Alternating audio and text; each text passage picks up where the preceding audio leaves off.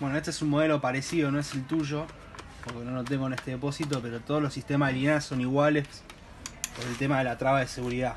Si no están castrados correctamente, no va a funcionar. Así que bueno,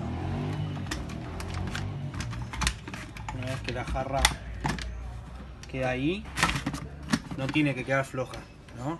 Así que enfoca acá. Sin miedo le das hasta que trabe. Y ahí tiene que arrancar. Si arranca el motor, la licuadora funciona.